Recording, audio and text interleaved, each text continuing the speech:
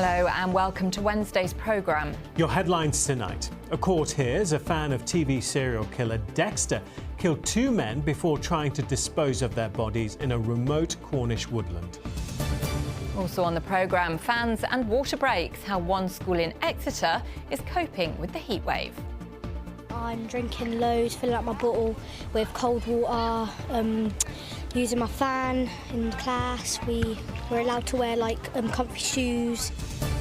I'm in Budleigh Salterton, where they're preparing for a very special concert in memory of a huge supporter of the town's music festival who died on Christmas Day.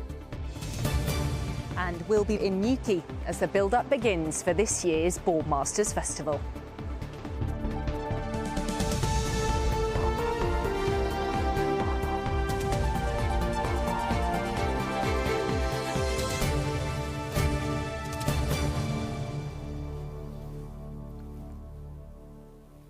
Good evening. A court has heard a fan of TV serial killer Dexter killed and dismembered two men and then attempted to dispose of their bodies on his land at Sticker in Cornwall.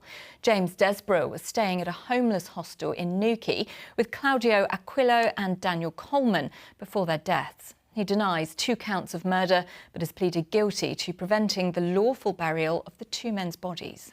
Well, opening their case at Winchester Crown Court today, the prosecution told the jury about a host of evidence they will hear over the course of the trial. Well, Jackie Bird has been in court. Jackie, what can you tell us about what else happened today?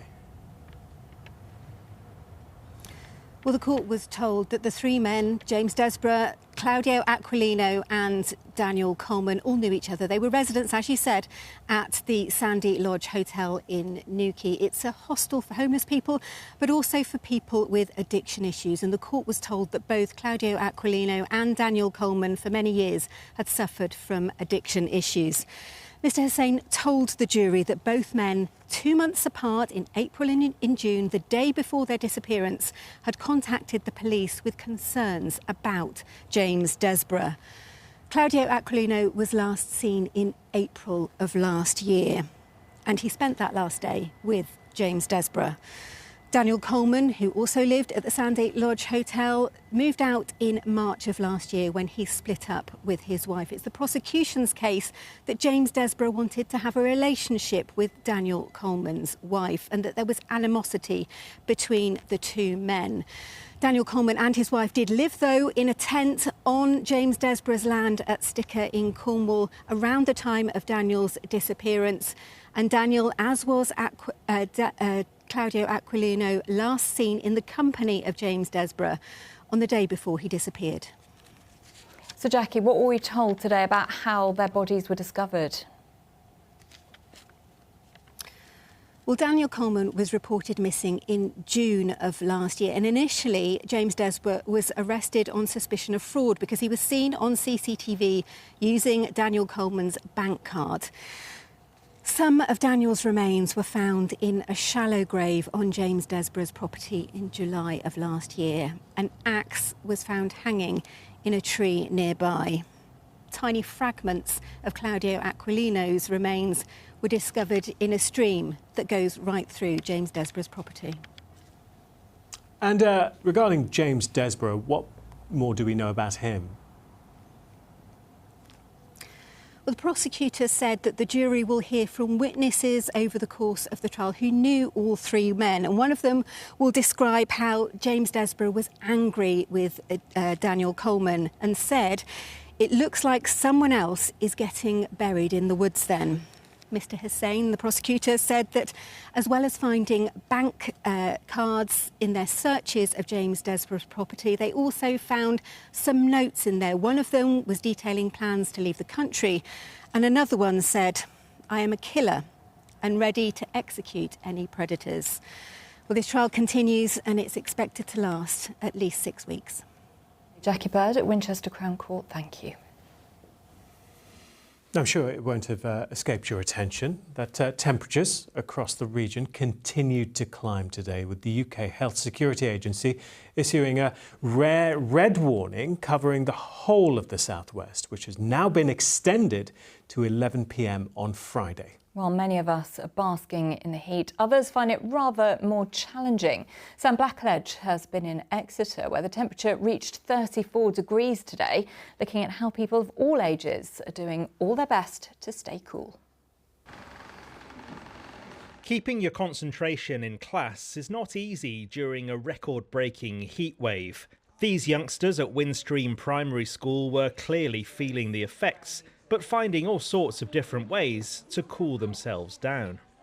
We've been going under the shade a lot, we've been bringing in these spray bottles, and we've also been allowed to wear our PE kit. I'm drinking loads, filling up my bottle with cold water, using my fan in class. We're allowed to wear comfy shoes. Definitely put on sunscreen and try to stay in the shade most of the time. Very sweaty and kind of a bit overstimulating. It was good at first, but now it's just a bit rubbish and it's not nice. We're adapting in the moment. We're trying to use common sense. We're responding to the children, and the staff are being incredible. We all behave differently in the heat, don't we? So sometimes we need to take a little bit of time just to calm down a little bit more, but the water, the shade really helps that. We do talk about the changes in the climate that we're seeing a little bit, but we also talk about the seasonal changes that you see, and that's especially important for the younger children to understand that change over time. At Age UK's centre in Exeter, the rising temperatures could not stop the weekly Tai Chi class. Exercising like this morning was a challenge really in this heat, where we find it easier usually, but now we're struggling a bit obviously. It's just exhausting, isn't it? Yeah. It wasn't too bad because you had the fans going. Yes, that helps, so the fan helped. Yeah, yeah. No, it was more difficult than usual, but we managed. Yeah. We as an organisation are trying to run as best we can, making safe decisions about classes whilst also offering tips to older people in Exeter. Don't overdo it, drink plenty of water, perhaps choose the cooler times to go out. Maybe think about going out first thing in the morning or first thing in the evening to take your constitutional. Don't go out in those high summer times. Keep your house cool. All of the tips are on our website, Age UK Exeter, so please go on there and it tells you some hints and tips to keep cool during this wonderful weather. Things are predicted to cool down as we approach the weekend, but for now, we're all doing what we can to keep the heat at bay. Sam Blackledge, ITV News, Exeter. Yes, we really are. And one of those children said it was fun at first. And now it's not. Not really fun anymore, is it? It's got a bit too hot today, hasn't it? And as we saw in Sam's report, people are dealing with the extreme heat across the West Country with some of the highest temperatures ever recorded. Yes, and earlier we were joined in the studio by Josh Howkins from the UK Health Security Agency, and we asked him how this intense heat can affect people's health. So the red alert implies a severe warning, and this is a heat health alert, so particularly focused on the effects on health. We know that people die every year from the heat. So last year we saw over 1,500 deaths in England related to the heat. Previous years there's been more, and we also know that because of the high humidity this time, we expect there to be an additional stress on the health of the population, and not just vulnerable people, but the general population as well. It has been extended now, hasn't it, until Friday? You touched on it a bit there, but which groups are the most at risk in this heat? Yeah, it's extended as though, although the heat is dropping off, we know that the impacts may be felt for longer. So people, as I mentioned earlier, everyone may be at increased risk from the heat, but we know some people are more vulnerable. So people older than 65, people younger than 5, and particularly babies, find it perhaps harder to regulate their body temperature. People with medical conditions can struggle, and we know that across the general population we have an increased risk of heart attacks and strokes related to the heat. People on certain medications need to be particularly careful as well, so a lot of people need to be particularly careful, and there's a lot of people, such as myself, can do to check in on others and make sure they've got everything they need. I mean, it sounds serious, and I know not going out is a good thing, but even the houses are hot. I mean, what's your advice? It is hot, so your primary first thing is staying out of the heat of the day, sort of around the middle of the day. If we are indoors, then keeping curtains, blinds, windows closed when the sun is on those windows. It can keep the house a bit cooler, and then only opening them up when the temperature outside drops down to below the temperature of the inside. Again, if it's safe to do so. So staying out of the heat of the day, staying hydrated is absolutely vital. And as we mentioned earlier, just checking in on people who perhaps live alone and may not have access to help. This seems to be happening more and more often. Is that the impression you get? And what are we doing to keep people safe? So we are expecting with climate change an increase in the frequency, how often these events come, and also the severity to some degree as well. These heat health alerts are particularly focused around sort of preparing for the increased risk that we see from the heat. So the NHS does a lot all throughout the year to prepare for these sorts of events. And my organisation, the UK Health Security Agency, we work with a lot of partners to prepare for these sort of events as well. OK, well, Josh, thank you very much for giving us that advice. Thank you. Yeah, some really good advice there. So just how hot has it been? How hot is it going to get? And where exactly in our region is covered by the warnings? Well, our weather presenter Chris Page has all the details. Well, these are the weather warnings which have been issued by the Met Office, the wider amber weather warning, which you can see here, but more so of importance is that rare red weather warning, which brings the risk to life with the highest amounts of impacts. Now, here in the West Country, we can see it covers much of Devon and into Cornwall, but saying that the southwest of Cornwall, Isles of Scilly, you're still not out of the woods. Very high temperatures and also high humidity. We are likely to see temperatures across parts of Somerset, though, reaching up to the mid to upper 30s as we work through tomorrow, but I cannot stress enough, it's also the humidity. It will make it difficult to cool down as we work through tonight and into tomorrow, where temperatures by night for some of us may not drop much lower than 20 to 23 degrees Celsius. That's so hot, isn't it? So hot at night. That's so hard to sleep. It really is difficult. It really is. If you guys have any tips out there, send them in. Yeah, let us know. Yes. Do with a few. No, well, Chris will be back later in the programme with a full forecast. And, of course, the ITV News continues after us at 6:30 with more on this heat wave. Yeah, but stay with us here on ITV News West Country. Tonight you are with Seb and Ellie. Yes, thank you for your company this Wednesday evening. Still ahead before 6:30. We're going to be joining Bob, who's in Budleigh, Salterton. Bob. Yes, they're preparing for the Budleigh Music Festival. It's a big date in the calendar here, and it gets underway with a very special concert dedicated to the memory of a very well-loved man in this town. Join me in a moment for the very latest on what's going to be happening for Boardmasters 2026, which is just over a month away. So much more to come still.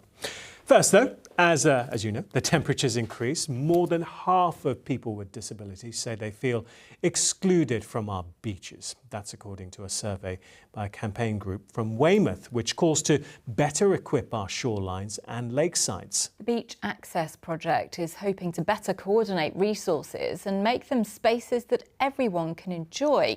And it says the country can learn from many of the existing schemes in place already in Cornwall. Nick Smith reports.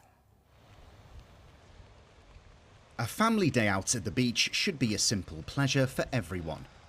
Holly Martin is using a specially adapted beach wheelchair after suffering a traumatic brain injury 5 years ago in a riding accident.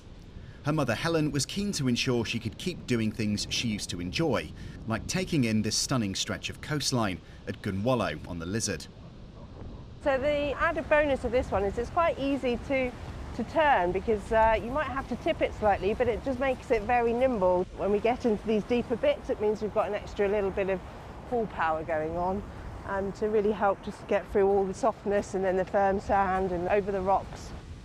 It's about inspiring her with her recovery that she can still do these things. So for her to be able to come down here, join a beach barbecue, maybe go for a swim, it's just, yeah, life-changing for her. She spends an awful lot of time in hospitals, so just accessing the fresh air, it's just really good for her well-being and her ongoing recovery. Over in Marazion, Access Cornwall has helped Holly and her family, as well as thousands of others across the Duchy, with being able to navigate the county's vast coastline and enjoy its benefits. There is a beach guide that Access Cornwall provides, which will allow people with accessibility issues to see which beaches are more accessible and times and whether they can hire out the beach wheelchairs. And with a lot of wheelchair users, they can sometimes feel excluded, not feel that these places are available to them, and being able just to get out, hear the ocean crashing and just enjoy that sea breeze. In Cornwall we have the beach wheelchair scheme. Cornwall Mobility, who are our friends over there, have supplied lots of beach wheelchairs around Cornwall, and there's others as well. We've got our own, including a beach wheelchair and one that actually takes wheelchair users into the water and floats, which we loan out. At the moment, on the majority of beaches, we don't even have any matting. So not often my experience will be stuck in the sand, but with the matting, this allows a degree of independence, so someone can actually then come down to the beach and be able to navigate. Over in Weymouth, Will Behenna leads the Beach Access project and hopes his survey of over 1,000 wheelchair users will be a wake-up call to make beaches more accessible. People want to get down to the water's edge, and so we can use the matting. We have to then start thinking about how we can enable people to get down to the water. The data from the survey was really, really powerful, and it said that 90% of people who responded like going to the beach. 98% want to go to the beach more often, but at the moment they can't because it doesn't have the facilities. So I talk about this idea of creating a beach environment that fosters a culture of belonging, so that you turn up and you're welcomed. People want you here and want to support you to have a great time. Will wants disability charities and social enterprises to reach out to him so they can all work together. It's all to ensure that idyllic spots like this are no longer out of reach for anyone, to enjoy the calming effects of the sea and the sand. Nick Smith, ITV News. Now, tomorrow night, a special concert is taking place as part of Budleigh Salterton Music Festival in memory of Matthew Upham, who drowned off the coast on Christmas Day. Well, the concert will raise money for the RNLI and features musicians who knew Matthew personally. Well, Bob Cruz is in Budleigh for us tonight. Bob, it does sound like quite the event planned for Matthew. Yes, it is. I mean, this was such a tragedy that happened on Christmas Day when a lot of people went swimming in the sea here in very different conditions to these, as you can imagine. And sadly, 2 people died, one of whom was Matthew Upham. He was such a huge character, very well loved, an antiques dealer in the town. And he was a big supporter of the Budleigh Music Festival. And that's why they're putting this concert on dedicated to his memory, featuring music that he loved, played by musicians who were his friends, and all to raise money for the RNLI, who were involved in the search for Matthew on Christmas Day. In fact, the chair of the Budleigh Music Festival was a very good friend of his. They even had dinner together on Christmas Eve, the night before he died. It felt really important that we not only helped to heal the town, because that was very, very traumatic for us, 2 people lost at sea on that day, but also to bring friends and family who loved Matthew together in an environment that he would love. Well, he was always known as a manic person, but in the best way possible. He would be running around the high street saying hello to absolutely everyone. And he was just known by everyone as a happy, jolly person who cared about everyone. You would meet him once and he'd remember your name for the rest of his life. Yeah, it's very nice that we're invited to come along and be part of this event as part of the community. Obviously, it was a real tragedy on Christmas Day last year, and we were involved in that. But now it's very good to be able to send our condolences to everyone affected, friends and family. Well, they're hoping they might raise as much as £6,000 for the lifeboat tomorrow evening, which would be great. This starts the Budleigh Music Festival, which goes on for 10 days. There's a very varied programme of events, the Budleigh Music Festival, including Aardman in Concert, which is next Friday, a sort of family concert, which will bring together some music as well as clips of all the Aardman favourites like Morph and Wallace and Gromit, Shaun the Sheep, to celebrate 50 years of Aardman, so that should be great fun too. Sounds like quite the event. Bob, thank you very much. Now, the annual Boardmasters Festival in Newquay will take place in early August again this year, bringing together big-name music acts and some of the world's best surfers over 5 days. Yeah, this year the headline acts include Fatboy Slim, Kasabian and Lily Allen, while the surfing will feature athletes hoping to compete at the Olympics in 2028. Well, Grace Pascoe is at Fistral Beach for us tonight. Grace, just over a month to go to this event then. That's right. So from the 5th to the 9th of August, Boardmasters takes over up at Watergate Bay with the music festival and down here at Fistral with the surf competition. Joining me to tell us more is Rob Spring, who's the festival director. I wonder whether I can ask you, first of all, some festivals are sort of shrinking or cancelling. You guys are back on in 2026. What's it like to run a festival these days? I think in the whole climate where we are, everything's a challenge. So we've seen festivals decline by 250, I believe, in 3 years. So there's only 592 festivals actually listed in the UK. That's costs are rising, inflation challenges, people have less to spend. So the reality is that people want to still go out, but they are choosing where they want to actually go to, and festivals that are thriving really appeal to subcultures or have a differentiation or are really leaning into trends. People don't just want to party all the time. There's well-being, there's arts, there's all sorts, and sports like we do as well. Yeah, definitely a lot going on here. What would you say your relationship's like with the town of Newquay? Over the past 2 years since I've been festival director, that's been one of the biggest priorities, to build a better relationship with Newquay. We want to be a really good neighbour. That just doesn't mean minimising the impact that the festival has. It's about how can Boardmasters be a force for good? How can we actually promote and be a platform for Cornish talent, for Cornish culture, for Cornish music, and also for Cornish sports as well, particularly surf. Yeah, that's what I was just going to ask about. So you've got some extra special things going on with the surf competition. I wonder if you tell me about that. Yeah, I think this year is going to be truly special. We've got our upgrade of QS, our surf comp upgrade from QS 2000 to QS 4000. What that means in layman's terms is the points that the surfers earn will actually mean more to their league table.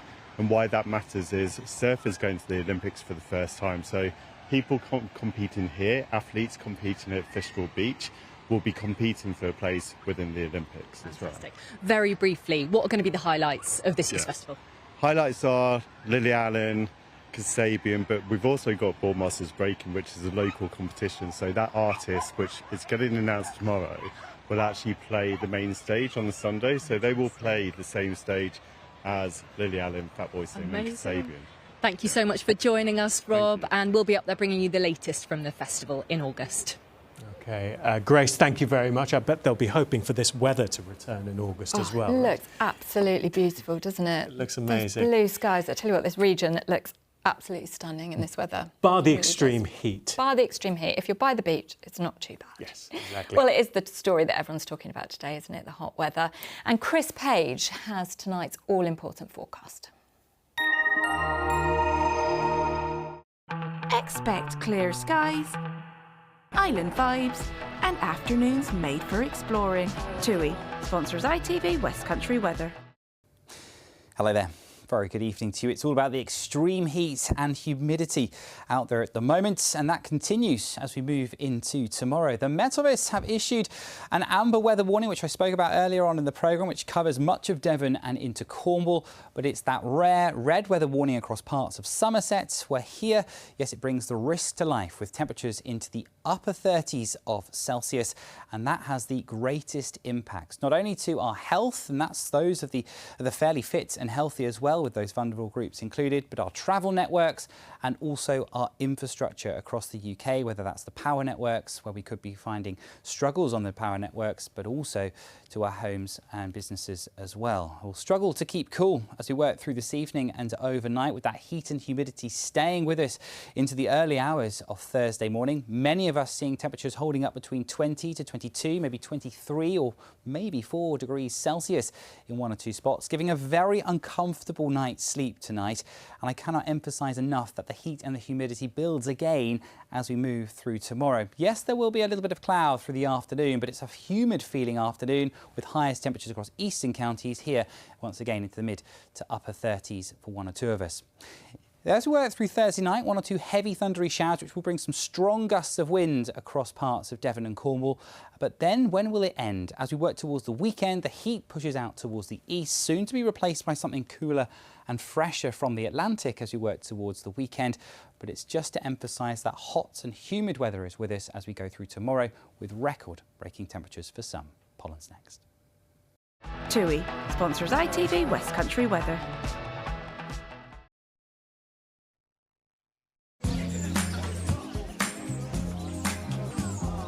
Making the most of summer. Piri sponsors ITV Pollen Count. And as for the all-important pollen forecast, it's no surprise that with the high levels of heat and humidity, we're seeing very high levels of pollen. We're currently in the grass pollen season, which affects the majority of hay fever sufferers. Try and stay cool. Take care. Bring on the weekend and the lower temperatures and less pollen. Thank you, Chris. Before we go, we want to find a fantastic fundraiser to represent our region at this year's Daily Mirror Pride of Britain Awards. And we need your help. Yeah, if you know of someone who goes the extra mile for a special cause, tell us about them, and they could be heading to the star-studded ceremony in London as ITV West Country's next fundraiser of the year.